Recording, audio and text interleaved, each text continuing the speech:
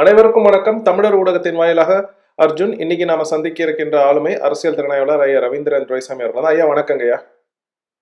வணக்கம் அர்ஜுன். ஐயா, இன்னைக்கு சீமான் அவங்க அண்ணன் இன்னைக்கு இந்த கல்லிறக்கும் போராட்டம் அறிவிச்சு அதை வெற்றிகரமா நடத்தி முடிச்சிருக்காங்க. சமூக வலைதளங்கள் எல்லா இடத்துலயுமே அதுதான் பரபரப்பா பேசு பொருளா இருக்கின்றது. நேர்வினைகளும் எதிர்வினைகளும் மாற்றி மாற்றி தொடர்ந்து நடந்துட்டு வருது. இதை பற்றி களத்திலிருந்து உங்களுக்கு வந்த தகவல்கள் என்னங்கய்யா? இது களத்துல இருந்து வந்த தகவல், என்னோட சிஷியன் ஒருத்தன் பிராமின் கம்யூனிட்டி தம்பி தான். அவன் ஒரு தஞ்சாவூர்ல உள்ள பழைய மிராஸ்தார் குடும்பத்தை சேர்ந்தவன்.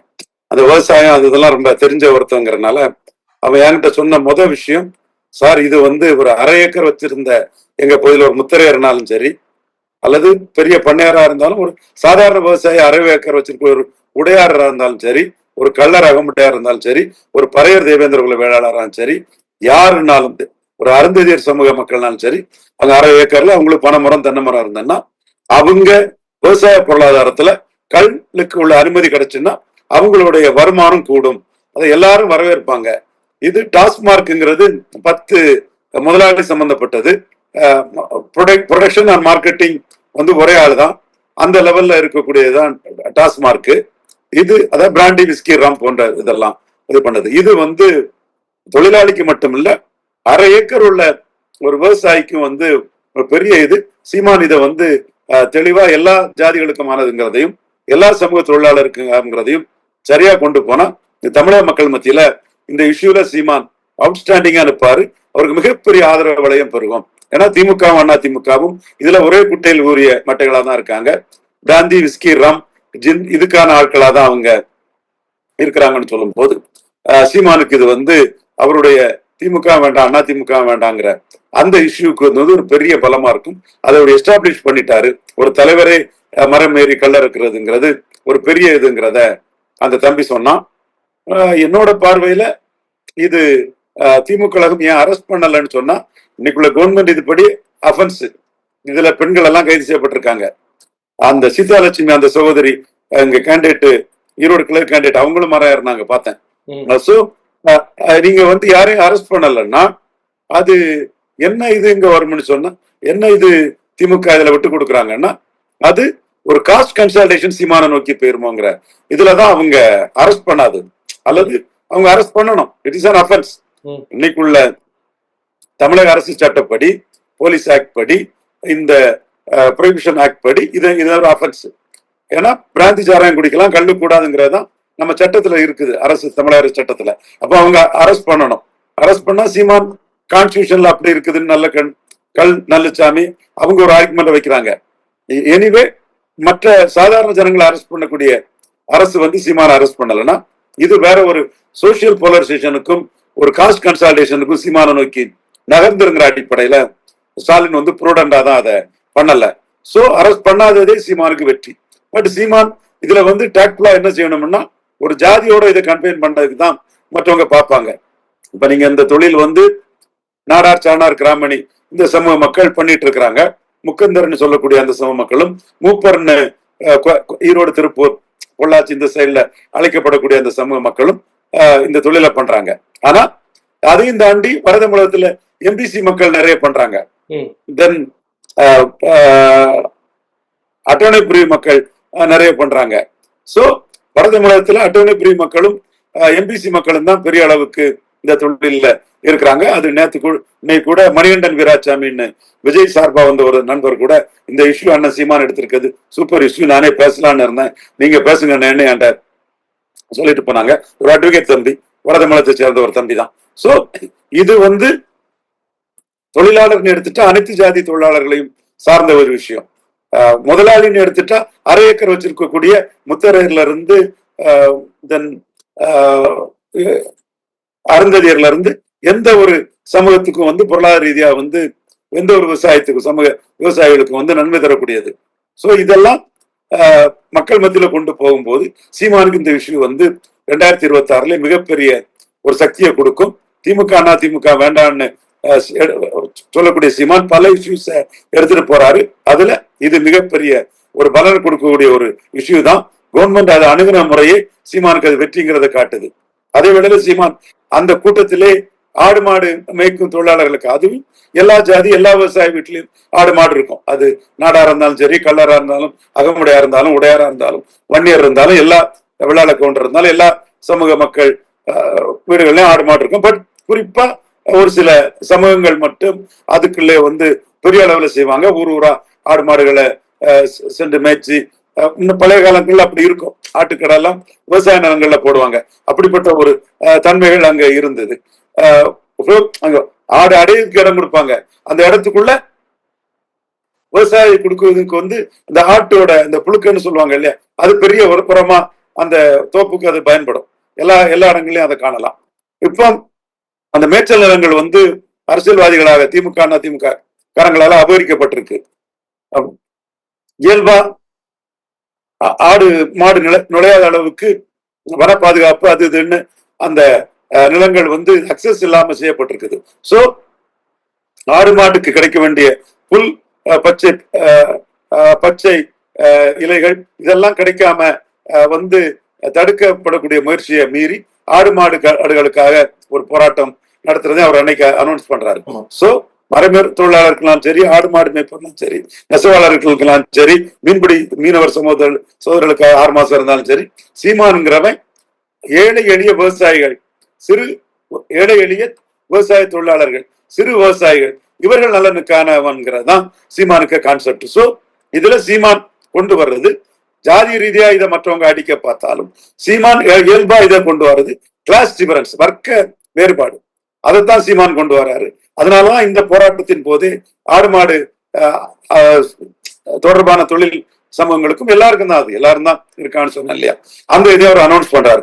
சோ இது சீமானுக்கு வந்து இந்த கிளாஸ் டிஃபரன்ஸ் இதுல பெரிய வெற்றி. ஏன்னா இந்த மாதிரிப்பட்ட இதுகள் சீமான் எடுத்து இதுவரை செய்யாது இப்ப செய்யறது காரணம், 2 பணக்கார டைரக்டருக்கு மகநாட்டு சினிமா கிளாமரை பயன்படுத்தி அரசியல் அரங்கத்துக்குள்ள ஏதாவது லாபம் பார்க்கலாம், அரசியல் வியாபாரம் பண்ணலாம், மக்கள் நலனில் அக்கறம் இல்லாத விஜய் எல்லாம் களத்துக்குள்ள வரும்போது எந்தெந்த வகையில சீமான் மக்கள் நல்ல அக்கறை உள்ளவன், எந்தெந்த இஷ்யூல சீமான் விஜயை விட தாண்டி நிற்கக்கூடியவன், மாறுபட்டு நிற்கக்கூடியவன்றத அவரு மக்களுக்கு மேனிபெஸ்ட் பண்றாரு.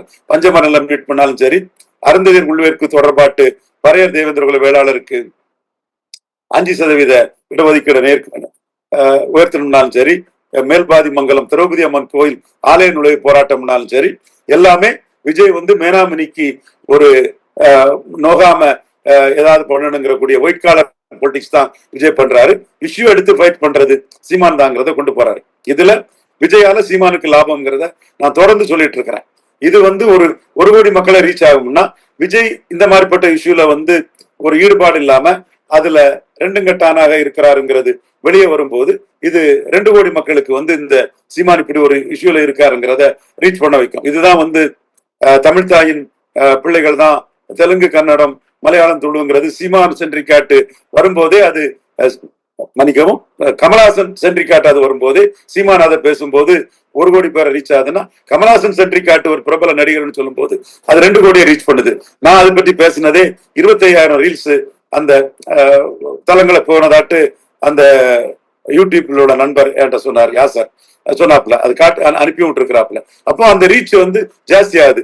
இதுல விஜய் வந்து அமைதியா இருக்கிறாரு, அரசியல் வியாபாரம் பண்ணதுக்கு இது ஆந்திரா, கர்நாடகா, தெலுங்கானால படம் ஓடணும், தமிழ்ல புறமொழியாளர்கள் தெலுங்கு, கன்னடம், மலையாளிகள் தமிழ்லயும் படத்தை பார்க்காம இருப்பானர் ஒதுங்குறாருன்னு சொல்லும் போது, கூடுதலா இது வந்து அஜித் ரசிகர்கள், சிம்பு ரசிகர்கள், சிவகார்த்தியன் ரசிகர்கள், தென் மற்ற நடிகர்கள் ரசிகர்கள் வந்து சீமான் தான் இதுல தெளிவா இருக்காருங்க மக்கள்கிட்ட கொண்டு போறாங்க. இதை ஏன் திரும்ப திரும்ப அழுத்தி சொல்றேன்னா, விஜய் சீமானுக்கு பிளஸ். இதுதான் என்னோட தேரி. என்னை கூட அண்ணன்கிட்ட காலையில பேசினேன், ஆமாண்ணே நீங்க சொன்னதானே கரெக்டா இருக்குதுங்கிறத சொன்னார். பொதுவா அவர் என்ன பார்த்தாருன்னா, மக்கள் ஒரு மாற்றத்தை விரும்பி ஒரு தமிழின எழுச்சி வரக்கூடிய டைம்ல ஒரு சினிமா கலைஞர் வந்து அதை ஸ்டாப் பண்ற மாதிரி, அதாவது அதோட தாக்கத்தை குறைக்கிறது மாதிரி வராங்கிற ஒரு கருத்து கமலஹாசன் விஜய் பற்றி இருந்தது. நான் இந்த கருத்தை அவர்கிட்ட பதிவு பண்ணும்போது, இந்த நிலைப்பாட்டுல உள்ள வித்தியாசம் வந்து மக்களுக்கு டேரிங்கா தெரியும். அப்ப சீமான் யாருக்கானவர், விஜய் யாருக்கானவர்னு தெரியும். அந்த இடத்துக்குள்ள வெகுஜன மக்கள், பாமர மக்கள், ஏழை எளிய மக்கள் வந்து ஆதரவுங்கிறது சீமானுக்கு பெரிய அளவு பெறுங்கிறதா என்னோட கருத்தா இருந்தது. அதை நிரூபிக்கக்கூடிய ஒரு இஷ்யூவா தான் சிறு விவசாய தொழிலாளர்கள் அன்று பனைமர தொழிலாளர்களுக்கு அந்த இஷ்யூ எடுத்திருக்கிறாரு. இதுல தெளிவா இன்னொன்னு தெரிய வர்றது, பிராண்டி விஸ்கி ரம், திமுக அண்ணா திமுக வெர்சஸ் கல்லுன்னா நாம் தமிழர், பிராந்தி விஸ்கின்னா திமுக அண்ணா திமுக. இதுவும் இதுல தெரிய வருது. அது யாருக்கான பணம், இது யாருக்கான பணம், அதுல உள்ள நன்மை தீமை என்ன, இதுல உள்ள நன்மை தீமை என்ன, இதெல்லாம் எஸ்டாப்ளிஷ் ஆகுது. இந்த இஷ்யூ நீர் பூத்த நெருப்பா பலரும் பேசிக்கிட்டு தான் இருந்தாங்க.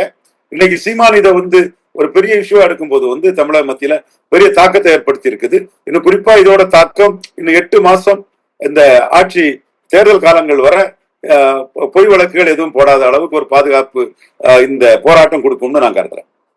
ஐயா, இதுல இப்ப நீங்க ஒரு நல்ல ஒரு விளக்கம் ஒண்ணு கொடுத்தீங்க. அதாவது வேற்றுமைப்படுத்தி காமிக்கிறீங்க. அதாவது திமுகவும் அண்ணா திமுகவும் ரம்மு, பிராந்தி, விஸ்கின்னு தொழிற்சாலை மேட்டுமை தன்மை அந்த மாதிரி ஒரு சித்தாந்தத்துல இருக்காங்க. ஆனா எளிய மக்களுக்கு தமிழ் தேசியமும் சீமான் அண்ணனும் இருக்காங்க அப்படின்னு இதை கொஞ்சம் விரிவா சொல்ல முடியுமாங்க? இல்ல, இது விரிவாகவே இருக்குது. நான் இதை பேசிட்டேன். தமிழ் தேசிய தம்பிகள் இதை நான் புள்ளிதான் போட்டிருப்பேன், அந்த தம்பிகள் கோடு போட்டிருப்பாங்க. அந்த வேலையை அவங்க பாத்துக்குவாங்க, இனிமேல் சரி உறுதியா பாத்துக்குவாங்க. இப்ப திமுக இதை நேரடியா எதிர்க்கலாம், மறைமுகமா எதிர்க்கிறாங்க. ஆனா கம்யூனிஸ்ட் தோழர்கள் மிக முக்கியமாக நம்ம ஐயா ஒருத்தர் கல் எப்படி உணவாகும் அப்படின்றாங்க. ஆனா இதே கல்லை இப்ப கேரளால கம்யூனிஸ்ட் தோழர்கள் இறக்க விடுறாங்க, எல்லாம் பண்றாங்க. இதை பற்றி உங்களுடைய கருத்து என்னங்கய்யா? இல்ல, அது கல் உணவாகுமா ஆகலையாங்கிற பிரச்சனை இல்ல, அது சீமான் எடுக்கிறாருங்கிறதான் பிரச்சனை. இப்ப நீங்க கம்யூனிஸ்டுகள் ஒரு காலத்துல ரொம்ப பெருசா இருந்தாங்க. கம்யூனிஸ்டோட வீழ்ச்சி காரணம் திமுக தான். அது காமராஜருக்கு வீகம் தான் காரணம். கம்யூனிஸ்ட் பலமான எதிரியா இருந்தாங்க 52ல. அப்ப அவங்க கேரளாவில் ஆட்சியை பிடிச்சிட்டாங்க. அதே மாதிரி தமிழ்நாட்டிலையும் வரக்கூடிய ஒரு சூழ்நிலை வரும்போது அந்த கம்யூனிஸ்டுக்கு போட்டியாதான் காமராஜர் திட்டமிட்டோ காசு கொடுத்தோ நான் சொல்ல வரல. இப்போ அந்த மாதிரி எல்லாம் எதுவும் இல்லை. அவர் பேசுனது, ஏன்பா வெளியே கடந்து பேசிட்டு இருக்கீங்க, உங்களுக்கு மேல நம்பிக்கை இருந்தா உள்ள பேசுங்கன்னு சொல்லும் போது, அன்றைய தினம் திராவிட முன்னேற்ற கழகம், தமிழர், கங்கை கொண்டான், கடாரம் வென்றான் எல்லாம் சொல்லி வரும்போது மக்கள் மத்தியில கம்யூனிஸ்டுக்காரங்களோட அண்ணா மேல, எம்ஜிஆர் மேல, கலைஞர் மேல ஈட் பண்ணி வரும்போது 57லே கம்யூனிஸ்டுகளை திமுக ஓரம் கட்டிட்டு, இதுதான் அதுக்காக கம்யூனிஸ்ட் தலைவர்களோட தியாக வரலாற்றை, எந்த தலைவரோட கம்யூனிஸ்ட் தியாக வரலாற்றை குறைச்சி மதிப்பிடம் கிடையாது. எங்க மாவட்டத்துல இருக்கக்கூடிய என்னோட வேண்டிய நண்பர்கள், உறவினர்கள், லீடர்ஸை விட மலவிள பாஷிங்கிற ஒரு மலையாள சகோதரனாலும் சரி, நூர் முகமது என்ற முஸ்லீம் சகோதரனாலும் சரி, கேமச்சந்திர நாயருங்கிற சகோதரனாலும் சரி, திவாகர், என் கண்ணெதிர அவங்க தியாக வரலாறு பெருசு. அதை நான் மறுக்கல. கேமச்சந்திர நாயரோட தியாக வரலாறு மிக பெருசு. ஆனா அந்த இன்னைக்கு ரெஸ்பெக்ட் பண்ணி பேசக்கூடியதுதான். பட் அரசியல் ரீதியாக அவங்க கிரிப்பை இழந்துட்டாங்க. அப்ப இன்னைக்கு அந்த வர்க்க போராட்டம்ங்கிறதும் ஏழை எளிய மக்களுக்கான ஒரு கம்யூனிஸ்ட் லீடரா இருக்கிறதும் சீமான் தான். சும்மா அவங்களுக்கு அது நம்ம கம்யூனிஸ்டா இருந்தும் ஒரு கூட்டணி கட்சியா நம்ம போயிட்டோம், அதான் அவங்களுக்கு கண்டிசிவாட்டும் இருக்குது. அந்த இடத்துல சீமான் வர்க்க ரீதியாட்டு அதை எடுத்து நிற்கிறாருன்னு சொல்லும் போது, நம்ம இஷ்யூவை இன்னொருத்தர் எடுத்து நிற்கிறாருன்னு சொல்லும் போது அவங்க சீமானுக்கு எதிரான வினையாற்றலை செய்யறாங்க. சோ கல்லுக்கு எதிரான வினையை செய்யல, சீமானுக்கு எதிரான வினைகளை செய்யறாங்க. சரிங்க ஐயா, இப்ப இந்த மாதிரி போராட்டங்கள் தொடர்ச்சியா அறிவிச்சு செஞ்சுக்கிட்டு இருக்காங்கல்ல, இந்த கல்லிறக்கம் போராட்டம், அடுத்தது மேய்ச்சல், இது அரசியல் தளத்துல எப்படி ஒரு எதிரொலிக்கும் 26 தேர்தலை ஒட்டி? மிகப்பெரிய எழுச்சியை கொடுக்கும் சீமானுக்கு. இந்த அங்கீகாரம் பெற்ற பிறகுதான் இந்த இதுகளை பெரிய அளவுல பண்றாரு. ஏற்கனவே 8% வந்ததுமே, அங்கீகாரம் வந்ததுமே அவர் பண்ணிருக்கணும். அந்த டைம்ல கொரோனா உள்ளாட்சி தேர்தலில் இன்டைரக்ட் எலெக்ஷன் கொண்டு வந்துட்டாங்க. டைரக்ட் எலெக்ஷன் வந்தாருன்னா அவர் சமூகநீதி புரட்சி பண்ணிருப்பாரு. திருச்சியில முத்திரையர் மேயருக்கு டைரக்டா கொடுத்திருப்பாரு, வெள்ளூர்ல பரையர் சமூக மேயருக்கு கொடுத்திருப்பாரு, சென்னையில இவர் பரையர் சமூகத்தை மேயர் கேண்டிடேட்டா போடுவாரு. அதை பற்றி பேசுவாருங்கும் போதுதான் ஒரு பரையர் சமூக சகோதரி அவங்க மேயர் இதே கொடுத்திருக்கிறாங்க, இதுவரை கொடுக்காத டக்குன்னு கொடுத்திருக்காங்க. ஏதாவது ஒரு மாநாடு செய்யும் போது பெரிய மாநகராட்சிக்கு அதை கொடுத்துட்டாங்க. அது பாராட்டத்தக்கது. ஆனா அதை செய்யறதுக்கு தூண்டுகோலா இருந்தது சீமான் அதை பற்றி பேசினதுதான். நீங்க இன்டைரக்ட் எலெக்ஷன் வைக்காம டைரக்ட் எலெக்ஷன் வச்சாலே சீமான் அத்தனை கார்பரேஷன்லயும் அத்தனை மாநகராட்சியிலும் சமூக நீதி புரட்சியை பண்ணிருப்பார். அது பண்ணி அவரோட வாக்கு வங்கியை உயர்த்திருக்க முடியும். பட் இன்டைரக்ட் எலெக்ஷன் சொல்லும் போது ஒரு வார்டுல எக்கச்சக்கம் பேர் போடுவாங்க. அதுல நாம் தமிழர் லோக்கல் இதுல தாக்கு பிடிக்க முடியல. நான் தாக்கு பிடிக்கிறது கஷ்டம்ங்கிறத நான் ஏற்கனவே தேர்தலுக்கு முன்னே நான் சொல்லி இருக்கிறேன். பட் டைரக்ட் எலெக்ஷன்னா அவர் அதை தாக்கு பிடிச்சிருப்பாரு. இப்போ அந்த மாதிரி அவருக்குள்ள வாய்ப்புகள் எல்லாம் நறுக்கப்பட்டது. மேலும் அவரு அதுல கொரோனா இல்லைன்னா வெற்றி தோல்வியோ, இரண்டாவது தன்னுடைய கருத்துக்களை பிரச்சாரம் மூலமா தமிழ்நாடு ஃபுல்லா கொண்டு போயிருவாரு. இதுதான் சீமானுக்கு பிளஸ். ம். உள்ளாட்சி தேர்தலில் 1% எடுத்த சீமான் தன்னோட பிரச்சாரத்தால 6.3 ஈரோடு கிழக்குல கொண்டு போனாரு. உள்ளாட்சி தேர்தலில் 30% எடுத்த எடப்பாடி பழனிசாமி பணம் கொடுத்தும் அவருக்கு ஈர்ப்பு சக்தி இல்லைன்னா இல்லாதனால 5 குறைஞ்சு 25 ஆட்சிக்கு. இதுதான் ஈர்ப்பு சக்தி எடப்பாடி பழனிசாமிக்கு இல்ல, சீமானுக்கு இருக்கு. 2026 பெரிய அளவு எதிரொலிக்குங்கிறத மதிப்புக்கு மரியாதைக்குரிய சத்திரியன் துக்ளக் ஆசிரியர் கிரேட் ரிகார்ட் பாரிக்கின் அவருக்கு, என் தம்பி ரங்கராஜ் பாண்டேக்கு, சர்வே எடுக்கக்கூடிய தம்பி இவர் ஜேபிசி சிர்ராமுக்கு போன்ற சகோதரர்களுக்கு இவர் சவுக்கு சங்கருக்கு ஆதாரத்தோட நான் சொல்றேன், சீமானுக்கு அந்த பிரச்சார வலிமை பெரிய அளவுக்கு போயிருக்கும். இதெல்லாம் சில இடர்பாடுகளை சீமான் சந்திச்சாரு. இப்ப இந்த இஷ்யூஸ் எல்லாம் முன்னெடுத்து சீமான் கொண்டு போகும்போது இந்த ஒவ்வொரு இஷ்யூவும் இன்னைக்கு சமூக வலைத்தளங்கள்ல ஒட்டுமொத்த மக்கள் மத்தியில மிகப்பெரிய அளவுல கொண்டு சேருது, ட்ரெண்டிங்கா இருக்குது. அப்போ சீமான் யாருக்காக நிற்கிறாருங்கிறது தெரிய வரும்போது இது தச்சு தொழிலாளர்னாலும் சரி, நெசவு தொழிலாளர்னாலும் சரி, மீன்பிடி தொழிலாளர்னாலும் சரி, பனிமரமேறு தொழிலாளர்னாலும் சரி, முடிதிருத்தும் சகோதர தொழிலாளர்களாலும் சரி, துணிவெடுக்கும் சகோதர தொழிலாளர்களாலும் சரி, சலவை தொழிலாளர்களாலும் சரி, அவர்கள் மத்தியில சீமான் தான் ஏழை எளிய பாமர மக்களுக்காக நிற்கக்கூடியவங்கிறத பெரிய அளவுக்கு ரீச் ஆகும். அது சீமானுக்கு தேர்தல் களத்துல மிகப்பெரிய பூஸ்டா இருக்குன்னு நான் உறுதியா சொல்றேன். ஐயா, இன்னும் ஒரு கேள்வி என்ன அப்படின்னா, சீமான் அண்ணன் தொடர்ச்சியா இந்த ஊடகங்கள் அவருக்கு அந்த கூட்டணி போவார், இங்க கூட்டணி போவார்னு சொல்றப்பெல்லாம் அண்ணன் இல்ல நான் தனிச்சுதான் போட்டிடுவேன்னு சொல்றதை அதை இப்ப உறுதியும் செஞ்சிருக்காங்க. அதை பற்றி உங்களுடைய கருத்து என்னங்கய்யா? அதாவது சீமானுக்கு தனிச்சு போட்டி தான் பலன் தரும்ங்கிறது சீமானோட வெல்விஷரா இருக்கக்கூடிய என் மதிப்புக்கு மரியாதைக்குரிய எம்ஜிஆர் தொண்டர், எம்ஜிஆர் புகழை காத்து நிற்கக்கூடிய பெரிய அளவுக்கு கல்வி சேவையும் சமூக சேவையும் செய்யக்கூடிய அண்ணன் சைதை துரைசாமி போன்றவர்களே அதுல ஒரு கன்ஃபியூஷன்ல இருக்கிறாங்க. சத்திரன் குருமூர்த்தி போன்றவர்களே அதுல ஒரு கன்ஃபியூஷன் இருக்குது. அதுல அந்த கன்ஃபியூஷன்ல அவங்க இருக்காங்கிறதா என்னோட தெளிவான பார்வை. காரணம், சீமான் விஜயகாந்த் மாதிரி இல்ல. விஜயகாந்த் எடுப்பிலே வரும்போது வானத்தை போல, வல்லரசு, நடிகர் சங்க தலைவர், போராடடா வாழேந்தடா, மத சார்பின்மை, இப்படி பல இதுகளோட 140-50 படத்தின் ஹீரோவாட்டு ஒரு வள்ளலாட்டு வந்தாரு. 8% வாக்கு எடுத்தாரு. அந்த 8% வாக்கும் விஜயகாந்துக்கு லீடர்ஷிப்புக்கு அவரோட தனித்தன்மைக்கு கிடைச்சது. அது பாப்புலர் ஹீரோங்கிறது முக்கிய காரணம். அவர் வள்ளல், பல அம்சங்கள் எல்லாமே சேர்ந்துதான் அவருக்கு கிடைச்சது. அதே போல கமலஹாசனுக்கு எடுப்புல 4% கிடைச்சதுன்னா இன்னும் கிடைச்சிருக்கும் அவருக்கு. அது அவரு மிகப்பெரிய ஹீரோ, நம்பர் 2 ஹீரோ, குழந்தை நட்சத்திரமாவே தமிழக மக்களின் அபிமானத்தை பெற்றவர், பிராமண சமுதாயத்தை சேர்ந்தவர். ஜெயலலிதா மறைவுக்கு பிறகு பிராமண சமுதாய ஓட்டு அவருக்கு பெருசா கிடைச்சது. இந்த அம்சத்துலதான் அவருக்கு தனிப்பட்ட செல்வாக்கா தான் கிடைச்சது. ஆனா சீமானுக்கு கிடைச்சது 1.1 தான். அந்த 1.1 தான் அவர் 8.2 உயர்த்திருக்காருன்னா சீமானின் பலமே தனித்து போட்டியிடுவது, எல்லா தேர்தல்களிலும் போட்டியிடுவது. இது ஒரு டெசல்ட்ரி அவுட்லுக் ஆட்டு மேலெழுந்த வாரியா பார்க்கக்கூடியவங்களுக்கு, பெரிய ஆட்களா இருந்தாலும் அது புரியாது, தெரியாது, மன்னிக்கணும். அவங்க மிகப்பெரியவங்க, என்னோட மதிப்புக்கும் மரியாதைக்குரியவங்க. Great respect, perpetual respect for them from me. அது மறக்க முடியாத ஒரு உண்மை. அந்த அவங்களோட வரலாறு, எமர்ஜென்சி ஏற்றது எல்லாம் பெரிய வரலாறு உள்ளவங்க. அதே மாதிரி இவரும் மக்கள் தொண்டராட்டு சைதை துரைசாமி செயல்படுறது பெரிய வரலாறு. பட் இந்த இடத்துக்குள்ள அவங்க விஜயகாந்த பாக்குற மாதிரி சீமான பார்க்க கூடாது. அது தவறான பார்வை. அதே மாதிரி ஜெயலலிதா பாக்குற மாதிரி எடப்பாடியை பார்க்க கூடாது. எடப்பாடி இன்னைக்கு 20% ஓட்டுல தான் இருக்கிறாரு.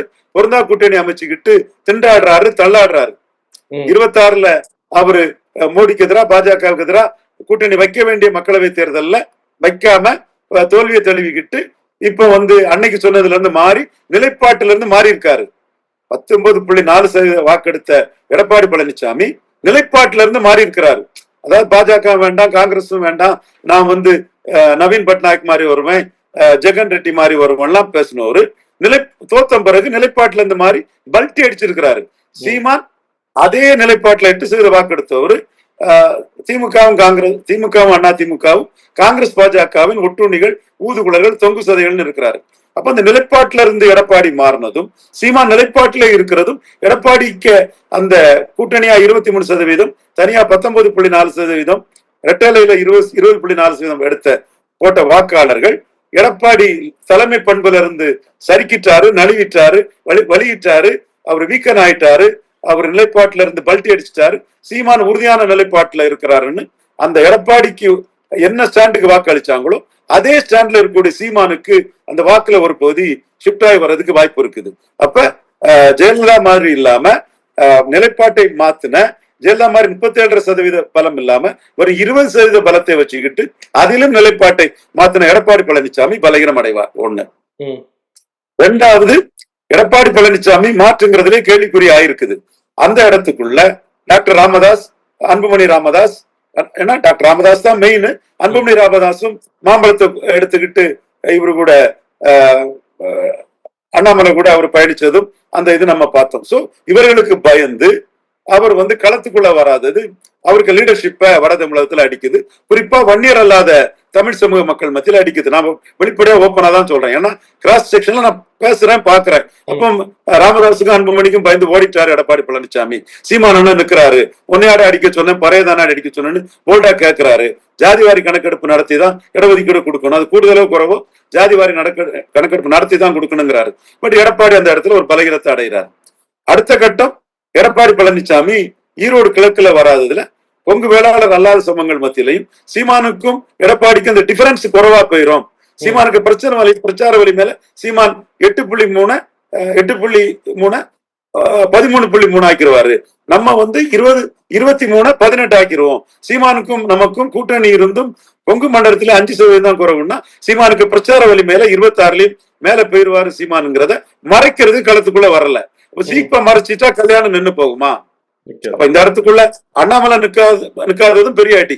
அப்ப சீமானுக்கு இந்த அண்ணாமலை நிக்காததுனால அந்த 18% வாக்காளர்களுக்கும் அவர் ஒரு லீடர் ஆகிறாரு பெரும்பகுதிக்கு. எடப்பாடி நிக்காதனால எடப்பாடியை பலகீனப்படுத்துறாரு. எடப்பாடி ஸ்டாண்ட்ல இருந்து மாறுறதுல பலகீனப்படுத்துறாரு. இதெல்லாம் சீமானுக்கு எப்படி சாத்தியமாகுது? தன் நிலைப்பாட்டுல உறுதியா நிக்கிறதுனாலையும் எல்லா தேர்தலையும் நிக்கிறதுனாலையும். இதுதான் மதிப்புக்குரிய துக்ளக் ஆசிரியர் சத்திரன் குருமூர்த்தி போன்றவங்களுக்கும் என் மதிப்புக்கு மரியாதைக்குரிய அண்ணன் சைதை துரைசாமி போன்றவர்களுக்கும் புரிய முடியாத ஒரு விஷயமா இருக்கு. சீமான் தெளிவா இருக்கிறாரு, என் ஓட்டு டிரான்ஸ்பர் ஓட்டு அல்ல, என் ஓட்டு எனக்காக என் ஹீரோயிசத்துக்காக கிடைக்கக்கூடிய ஓட்டு.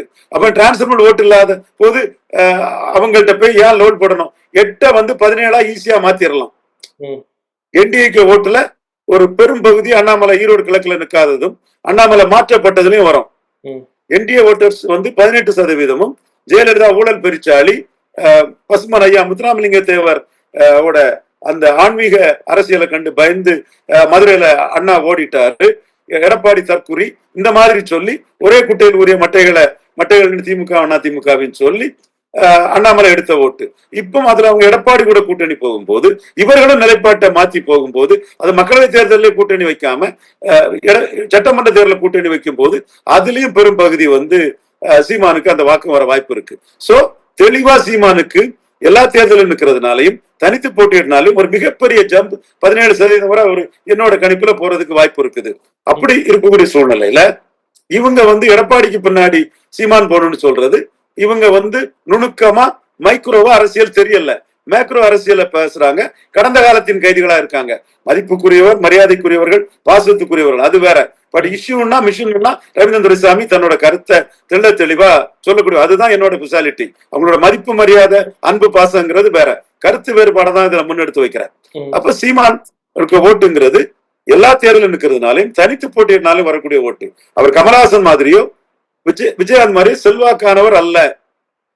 சீமான் செல்வாக்கானவர்கள் கூட நீங்க போட மாட்டீங்க, மற்றவங்கன்னா போடலாம், ஒண்ணும் தப்பு இல்ல. அவருக்கு செல்வாக்கே அவருக்கு நிலைப்பாட்டுல வருது.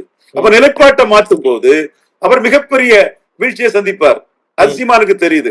நிலைப்பாட்டுல உறுதியா நிற்கும் போது மிகப்பெரிய ஜம்பிங்கை சந்திப்பாரு. எடப்பாடி பழனிசாமி பலகீனப்படுத்துவார். இதுதான். அப்ப சீமானுக்கு அரசியலை தான் பண்ண முடியுமே தவிர சைத துரைசாமி அண்ணனுக்காகவும் ஆடிட்டர் குருமூர்த்திக்காகவும் ஒரு அரசியலை பண்ண முடியாது, பண்ண மாட்டாரு. இப்ப எல்லாரும் சொல்றது மாதிரி ரவீந்திரன் துரைசாமி தான் தனிச்சு போட வைக்கிறாங்கன்னா இல்ல. சீமான் முழுக்க 100% மன உறுதியோட உண்மையான நேர்மையான உறுதியான நிலைப்பாட்டோட தரிச்சு நிற்கிறார். அதான் இன்னைக்கு அந்த இடத்துக்குள்ள ஒருத்தர் யார் அந்த சாருன்னு எடப்பாடிக்கு இஷ்யூவை கொண்டு வரும்போது டக்குன்னு அடிச்சார. குடநாட்டுல குடல் நடந்தது, அதுக்கு காரணமான சார் யாரு? 2 சாரும் அந்த சாரை கண்டுபிடிக்க மாட்டாங்கன்னு உடனே அடிச்சாரு. அதே மாதிரி தூத்துக்குடி துப்பாக்கி சூட்டுக்கு காரணமான சார் யாரு? அதுல நடவடிக்கை எடுக்காத சார் யாரு? 2 சாருக்கும் எங்க உயிருன்னா அந்த வார்த்தையை இன்டைரக்டா இன்ஃபர் பண்ண விட்டாரு. இருக்குது 2 சார்களுக்குன்னு, எங்க உயிரையே இதா நினைக்கக்கூடிய தான் இபிஎஸும் ஸ்டாலின்னு சொல்லி இபிஎஸ்ஸையும் சேர்த்து அடிச்சாரு.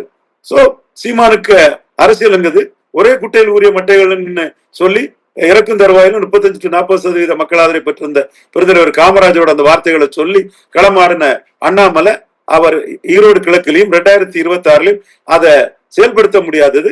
அந்த உணர்வு கொண்ட வாக்காளர்கள் சீமான் தலைமைக்கு பெரிய அளவுல வருவாங்க. நாங்க நவீன் பட்நாயக் மாதிரி, நாங்க ஜெகன் ரெட்டி மாதிரின்னு சொல்லி அதை நிலைநாட்ட முடியாமல் தன் நிலைப்பாட்டுல பல்டி அடிச்ச எடப்பாடி பழனிசாமியின் வாக்காளர்கள் சீமானுக்கு பெரிய அளவுல வருவாங்க. திமுக எதிர்ப்புங்கிற வாக்காளர்கள் வருவாங்க. இப்படி அரசியல் கட்சிகளோட பாதிப்பும் தாண்டி தான் எடுக்கக்கூடிய வித்தியாசமான மற்றவங்க எடுக்காத நிலைப்பாட்டுல வரக்கூடிய வாக்காளர்கள், புது வாக்காளர்கள் எல்லாமே மினிமம் 17% ஓட்டு சீமானுக்கு கண்டிப்பா கிடைக்கும். இதை விட்டுக்கிட்டு ஓட் டிரான்ஸ்பரிங் கெப்பாசிட்டி இல்லாத, சீட் கன்வெர்ட்டிங் கெப்பாசிட்டி இல்லாத, ஈரோடு கிழக்குல விக்கிரவாண்டில போட்டியிடாத போதும் 23% வாக்குகளை உதயசூரியன் இழந்த, 12% வாக்கு மட்டுமே மாம்பழத்துக்கும், 1% வாக்கு மட்டுமே அன்றைய நாம் தமிழர் சின்னத்துக்கும் அளித்த, தன் வாக்காளர் மீது கண்ட்ரோல் இல்லாத, ஈர்ப்பு சக்தி இல்லாத எடப்பாடி பழனிசாமியை சீமான் முதலமைச்சரா சொல்லணும்னு சைத துரைசாமி அண்ணனும் ஆடிட்டர் குருமூர்த்தியும் கேட்கறது நியாயமா, தர்மமா? நீங்க உங்க சிந்தனை மட்டுமே பண்ணி அடுத்த வளர்ச்சியை பற்றி சிந்திக்காம இருக்குது எவ்வளவு தர்மமான செயலா, நியாயமான செயலா? அது தவறு இல்லையா? அது தர்ம நியாயத்துக்கு பொருந்தாத ஒரு விஷயம் இல்லையா? அவங்க அது புரியணுங்கிறதான் என்னோட கருத்து. மதிப்புக்குரியவங்க உங்க தர்ம நியாயத்துக்கு புறம்பா சில முயற்சிகளை பண்ணும்போது அது தவறுங்கிறத சொல்றேன். சீமான் இன்னொன்னு சொன்னார் பாத்தீங்களா, நான் பேசும்போது கடைசி வரை என் கொள்கைக்காக மக்கள் என்ன கண்டு நின்று பார்ப்பான், சிதறி ஓடக்கூடிய கூட்டம் இல்ல, சில தலைவர்களே சேர பார்த்து பேசுறாங்கன்னு சொன்னாப்ல. குறிப்பா அதை மெயினா சொன்னது ஓபிஎஸ் போன பிறகு அதிமுக தொண்டர்களே பாதி பேரை இழந்த எடப்பாடி பழனிசாமியை தான் சீமான் சொல்றாரு. சோ சீமான் தெளிவா இருக்கிறாரு. மற்றவங்க அவங்கவுங்க பர்சனல் அஜெண்டாவுக்கு சீமானை பற்றி பொய்யும் புரட்டுமா பத்திரிகைகளில் எழுதிட்டு இருக்காங்க.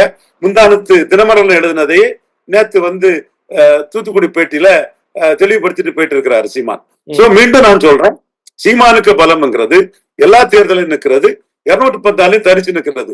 அந்த பலத்துல சீன மூங்கில் மாதிரி இந்த தடவை மிகப்பெரிய ஜம்பு கிடைக்கும்.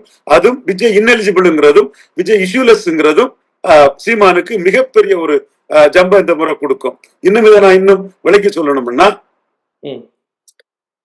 2019 மக்களவை தேர்தலுக்கு பிறகு ஐயா டிடிவி தினகரன் 5.5% ஓட்டு எடுத்திருந்தாரு. குக்கர்ல ரெட்டையிலையும் சூரியனை வச்சு அவிச்ச ஒரு சாதாரண ஆள் இல்ல. அந்த 2 சின்னத்தையும் மீறி 50% எடுத்த ஒரு சூப்பர் ஹீரோவா நின்ன ஒரு ஆர்கேனர்ல அவரு நாங்குநேர்ல நிக்கல, நின்னா 10% ஓட்டு வந்திருப்பாரு. நின்னா மஞ்சாங்குளம் மறுகால் குறிச்சி மரவர் சகோதரர் ஓட்டுல இருந்து கம்ப்ளீட்டா அந்த இடத்துக்குள்ள 10% ஓட்டு வந்திருப்பாரு. சீமான் ஹரிநாடார்னு ஒரு ஜாதி அமைப்பு தலைவரை விடவும், என் நண்பர் தான், அது வேற விஷயம், தலைவரை விடவும் குறைவாதான் நாம் தமிழர் ஓட்டு எடுத்தாங்க. காலையில இருந்து சாயங்காலம் வரை நாம் தமிழருக்கு ஹரிநாடாரை விட ஓட்டு குறைவுன்னு கிண்டல் பண்ணாங்க. ஆனா தமிழகத்துல களமாடக்கூடிய சீமான் அவமானமோ அசிங்கமோ என் மக்கள் எனக்கு கொடுக்கறத ஏத்துக்கிடுறேன்னு மக்களை நம்பி களத்துக்குள்ள நின்னாரு. தினகரன் ஆர்கே நகர் வெற்றி வீரர், இடைத்தேர்தல் ஸ்பெஷலிஸ்ட், நாங்குநேர் இடைத்தேர்தல்ல 10% தான் வரும்னு களத்தை விட்டு விலகி நின்னுட்டாரு. அதே மாதிரி விக்கிரவாண்டி களத்துக்குள்ள 1.5% தான் சீமான் எடுத்தாரு. வெள்ளூர் களத்துக்குள்ள 2.6 தான் எடுத்தாரு. ஆனா இந்த களங்களை மிகப்பெரிய நட்சத்திர அந்தஸ்துக்கு, விஜயோட பெரிய அந்தஸ்து கொண்டவர் சீமான். அரசியல்ல விஜயோட பெரிய அந்தஸ்து கொண்டவர் கமலஹாசன் திரைத்துறையில. அவர் அந்த காலகட்டத்துல 3 இடைத்தேர்தலையும் கண்டஸ்ட் பண்ணல. அப்ப சீமான் 3 இடத்திலும் கண்டஸ்ட் பண்ணனாலதான் கமலஹாசனின் திரையரனை மீறி அவங்களுக்கு இணையாட்டும் கீழே இருந்தவர் 6.8% வாக்கு 2021 வந்தாரு. இன்னைக்கு எடப்பாடி நான் வன்னியர்கள் மத்தியில விக்கிரவாண்டில பலையினப்பட்டதும், நான் வெள்ளாள கவுண்டர் மத்தியில ஈரோடு கிழக்குல பலையினப்பட்டதும், என் மதிப்புக்குரிய சகோதரர்கள் இதை புரியணும். சீமான் எடப்பாடியை பலையினப்படுத்துறதுக்கு வாய்ப்புகள் பிரகாசமா இருக்குது. ஈரோடு கிழக்குல அண்ணாமலை நிற்காததும் என்டிஏ ஓட்டை பலையினப்படுத்துறதுக்குள்ள வாய்ப்பு பிரகாசமா இருக்குது. அப்ப ஒருத்தர் கண்ணெதிரே கடந்த கால சாதனைகள் போல 3.8 இருந்து 6.8 வந்தது மாதிரி இன்னைக்கு 8.2 இருந்து மக்களவை தேர்தலில் 16-17 எல்லாம் ரொம்ப ஈஸியா வருவாங்கன்னு ஒரு சூழ்நிலையில எதுக்கு ஒருத்தர் கூட்டணி போனோம்? ஏன் கூட்டணி போனோம்? தேவையே இல்லையே. அப்போ சீமான் மாரத்தான் ரேஸ் ஓடுறாரு. அவரே அது தெளிவா சொல்லிட்டாரு, ரொம்ப தெளிவா சொல்லிட்டாரு, கிளாரிட்டியோட நிக்கிறாரு. இந்த உறுதித்தன்மையோட நிக்கிறதும் ஏழை மக்கள் நலனுக்காக போராடுறதும், அவரை பற்றிய பொய்ச் செய்திகள் எல்லாம் உடைச்சு அவர் தனிச்சு நிற்கிறதும், 17 இல்ல அதையும் தாண்டி இந்த முறை ஜம்ப் பண்ணாலும் ஆச்சரியப்படுறதுக்கு இல்ல. நான் வாக்கு சிஸ்தி இன்னொருன்னு என்ன நண்பர்கள் என்ன சொல்லுவாங்க, நான் கரெக்டா இருக்கணுங்க, 8ங்கிறது 17 8ன்னு சொல்லி இருக்கிறேன். இன்னும் சொல்ல போனா இந்த இவர் இல்லாம தமிழக அரசியல் இல்லைங்கிற சொல்லும் போது எல்லாரும் இவரே இது பண்ணும்போது பல பல பிரஷர்ஸை மீறி தெளிவா நிற்கிறார் சீமானி வரும்போது தனிச்சு போடக்கூடிய அவருக்குள்ள அந்த தன்மைக்கு மிகப்பெரிய வரவேற்ப 5வது முறையும் தனிச்சு போட்டியிடும் போது மக்களுக்கு நண்பகத்தன்மை பெரிய அளவுல வந்து இதையும் தாண்டி பெரிய அளவுக்கு வர வாய்ப்பு இருக்கு. சீட் கன்வெர்டபிலிட்டியும் வர வாய்ப்பு இருக்குது. இந்த சூழ்நிலை 2031 சீமான் சொல்ற மாதிரி அமைப்பு மாற்றம், தமிழ் தேசிய அரசியல், முதலமைச்சர் படத்துக்கு வேலுப்பிள்ளை பிரபாகரன் என்றெல்லாம் ஈஸியா 2031 வரக்கூடிய அளவுக்கு 2026 மிகப்பெரிய எழுச்சியை தொடர்ந்து எல்லா தேர்தல்களிலும் தொடர்ந்து தனித்தே 24 போட்டக்கூடிய சீமானுக்கு கொடுக்கும்னு நான் கருதுறேன். மீண்டும் சீமான் மிக தெளிவா இருக்கிறாரு. தனித்து போட்டியிடுவதான் நமக்கு பலம். மக்கள் நம்மளை தனித்து போட்டியிட தான் விரும்புறாங்க. நாம் தமிழர் தொண்டர்கள் தனித்து போட்டியிடுவாருன்னு சொல்லும் போது அந்த கூட்டமே ஆர்ப்பரிக்குது. அப்ப அது வியாபார கூட்டம் இல்ல, அது வியாபார கூட்டம் இல்ல. இப்ப விஜய்கிட்ட இருக்கிறது வியாபார கூட்டம். தனிச்சு போட்டிட்டா அவனு வரமாட்டான், செலவு பண்ண மாட்டான். அதிமுக கூட்டணி கிடைச்சதுன்னா அதுல இப்ப வர்றவன் எல்லாம் ஒரு இன்வெஸ்ட்மெண்ட் பண்ணுவான், விஜய்க்கும் பண்ணுவான், கட்சிக்கும் பண்ணுவான், அதுல பணமும் செலவழிப்பான். சோ அந்த வியாபார கூட்டத்துக்கும் காளான் மாதிரி புற்றிசல் மாதிரி உள்ள வியாபார கூட்டத்துக்கும் வேலுப்பிள்ளை பிரபாகரன் தமிழர் சீமான் உறுதியான தலைவர், எல்லா களத்திலும் மக்கள் அனுப்பி நிற்கக்கூடிய தலைவர், 234 நிற்கக்கூடிய தலைவர்னு நம்பிக்கை அடிப்படையில பயணம் பண்ணக்கூடிய லட்சியவாதிகளுக்கும் வியாபார கூட்டத்துக்கும் வித்தியாசம் உண்டு. வியாபார அரசியல் பண்ணி பழக்கப்பட்டவங்களுக்கு எல்லாருமே வியாபாரியா தான் தெரியும். சீமான் வியாபாரி இல்ல, போராளி, மிகப்பெரிய லட்சியவாதி. அவர் வந்து தன் இலக்கை அடைகிறதுக்கு எல்லா தேர்தலையும் போட்டியிடுறதும் தனித்து போட்டியிடுறதும் தனக்கு பெரிய பலம்னு அதுல தெளிவா உறுதியா தன் பயணத்தை செய்யறாரு. இந்த முறை மிகப்பெரிய ஜம்பு அவருக்கு கிடைக்கும். சரிங்க ஐயா, மகிழ்ச்சி ஐயா. ஒரு ஞாயிற்றுக்கிழமை அதுவுமா நீங்க வந்து இவ்வளவு நீண்ட நிறைய விளக்கம் ஒன்று கொடுத்துருக்கீங்க. நான் ஒரே ஒரு தெளிவுரை மட்டும் கொடுத்துட்றேன். அதாவது இந்த பனை இது அப்படி வந்து அண்ணன் வந்து ஒரு சாதி இதுக்குள்ளார அடைக்கல. இன்னைக்கே சொல்லியிருக்காங்க, தொழில்நுட்பம் கொண்டு ஒரு விசை உந்து வந்து மேலே எப்படி போய் இருப்போம் அதுல வந்து யார் வேணாலும் ஏறி பண்ணலாம் அப்படின்னு சொல்லியிருக்காங்க. இப்ப வெளிநாடுகள்லாம் அதான் பண்ணிக்கிட்டு இருக்காங்க. அந்த மாதிரி அவங்க வந்து அதுக்கான விளக்க உரையும் கொடுத்துட்டாங்க. ஐயா ஐயா, இவ்வளவு நேரம் உங்கள் கருத்துக்களை எங்களோட பகிர்ந்தமைக்கு மிக்க நன்றிங்க. ஒரு மகிழ்ச்சியான தருணத்தில் சந்திப்போங்க. நன்றி, சந்திக்கலாம்.